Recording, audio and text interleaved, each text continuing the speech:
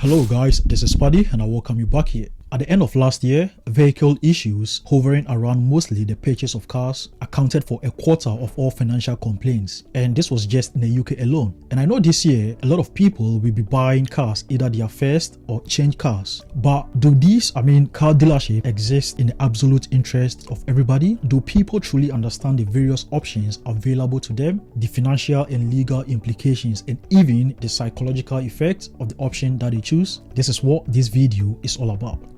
First, let's look at the four most common ways to get a car, which are buying it outright, through hire purchase, going for a lease, and the fourth one, going for the PCP contract. Let's look at the basic understanding of all these options before delving deep into the financial and legal implications.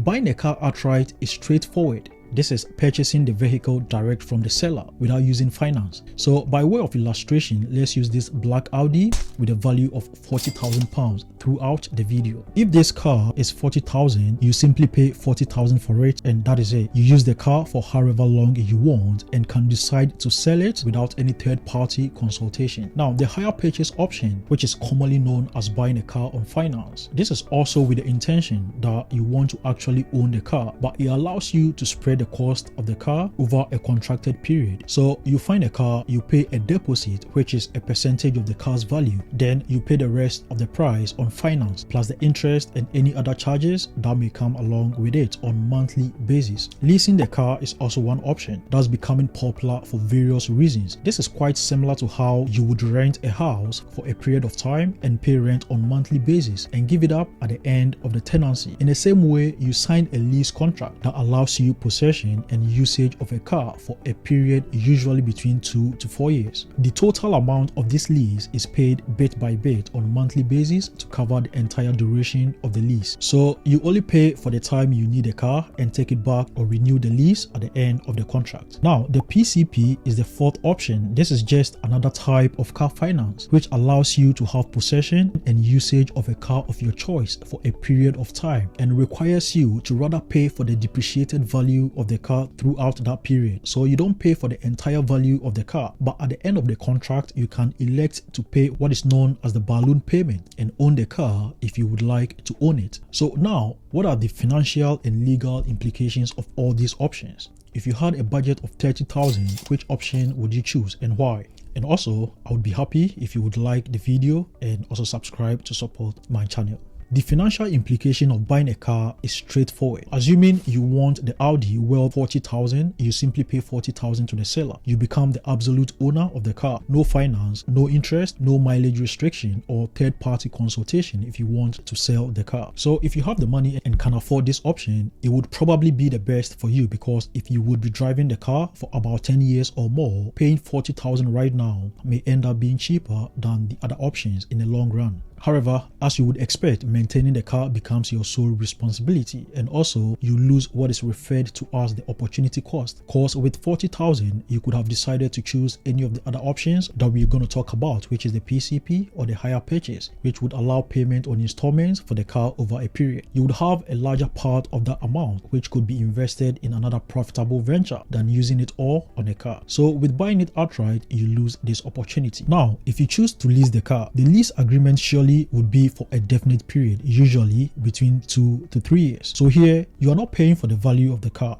which is £40,000, but rather you pay for that definite period you have the car in your possession and using it. So if your lease agreement or contract is 15,000 for 3 years, what it means is you are spreading this 15,000 over the period of 3 years, which would have been somewhere around £417 per month. However, there are always quoted sum which you would have to make upfront as initial payment, and this amount will come off your total sum. So with an initial payment of, let's say, £2,500, your monthly lease would be somewhere around £347, meaning with a budget of 30,000, you get to drive a 40,000 car for 3 years, spending £15,000, which, depending on your lifestyle, may either be a good or not too good of an option. Since you have the contractual responsibility to look after the car, the issue of car maintenance is not a thing you overlook at the start of the contract. New cars would likely come with car warranties, so manufacturing or mechanical faults resulting in emergency breakdown are normally covered under the agreement. However, standard lease agreements don't cover servicing and maintenance costs, though you would have the option to add a maintenance package to the agreement for an additional monthly cost. The flip sides of leasing are the fact that since the car isn't yours, it means you don't have the right to sell it, and if you don't need a car anymore, the best you can do is to terminate the lease, and terminating the lease could be expensive. Also, your lease agreement would surely come with mileage restrictions per year or over the entire course of the lease. There are a few restrictions here and there with this option, but financially it appears very sound for a lot of people. With hire purchase, commonly known as going for a car finance, this allows you to spread the cost purchasing a vehicle over a contracted period. So you simply find a car, you pay a deposit, which is usually about 10% of the car's value. You then apply for finance, and when successful, the bank pays the rest of the money to the seller. You get a car and then pay the amount you took from the bank plus interest over a period, usually on monthly basis. This option might be beneficial to you on the fact that you become the legal owner of the car by rather paying fixed monthly payments instead of having the whole cost of the car. Since the car is yours to own after the last payment, the HP agreement does not come with mileage restrictions. However, the first financial restraint here would be the initial deposit of 10% of the car's value, which means with your budget of 30,000 and going for a 40,000 vehicle, you would pay an initial deposit of £4,000, which, as you can see, is more than the initial rental you would have paid under the lease option. The remaining 36,000 raised from the banks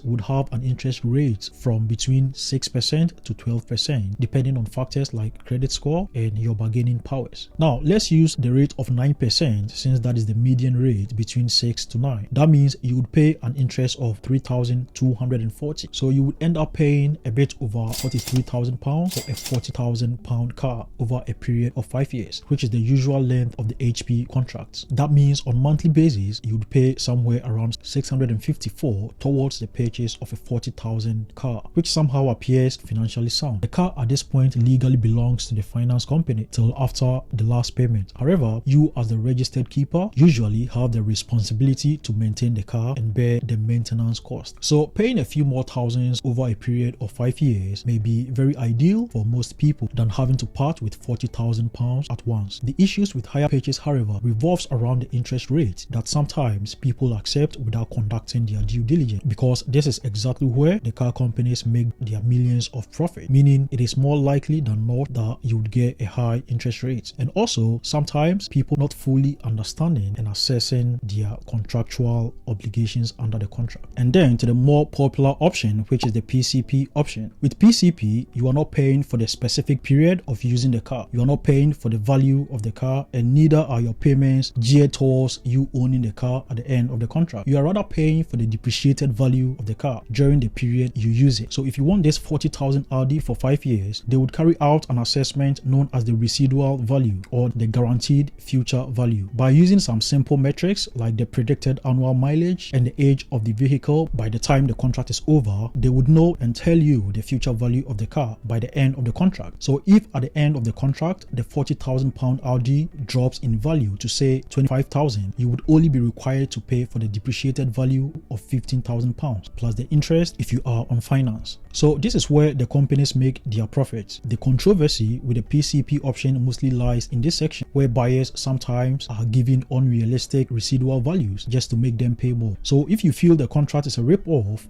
you could check the market price of the second-hand vehicles of the same car you want to buy, just for guidance. The PCP monthly payments are usually less compared to the traditional car loans, and since they are fixed, it makes it very easy to budget for your car expense. Plus, under this option, you are not obliged to buy the car, meaning at the end of the contract, you could just decide to return the car and start a new contract with a new car, allowing you to enjoy the latest technology and safety features available at the time. However, if the car depreciates beyond the estimated value during the agreement, there are extra costs levied against you. Same way, if you exceed the agreed mileage during the contract, you would face some extra charges. At the end of the contract is the decision period. You can decide to buy the car by paying what is known as the balloon payment, which in this case would be the £25,000, which would be the value of the car at the expiration of the contract. You could also decide to just return the car and walk away, or return the car and start a new contract. Save for the mileage restrictions and extra costs that you could incur, it appears this option is quite cheaper than the others and might be the reason why it is that popular. Now, the bigger question is there a psychological effect associated with how you choose to purchase your car? And I strongly believe that the answer is a big yes. With a total number of high purchase complaints at the Financial Ombudsman Service reaching over 4,600 and about 1,500 registered complaints about conditional sales, in my opinion, it is very hard to argue that the option you choose to purchase your car is not likely to have a psychological effect on you afterwards. But understanding the basics and the financial implications of the options available to you, you could be in a better position to ask practical questions and also make informed decisions anytime you are presented with a contract. Thanks for watching this video. Please don't forget to like and smash that subscribe button to help support my channel. My name is Paddy. Thanks again. I'll see you in the next video.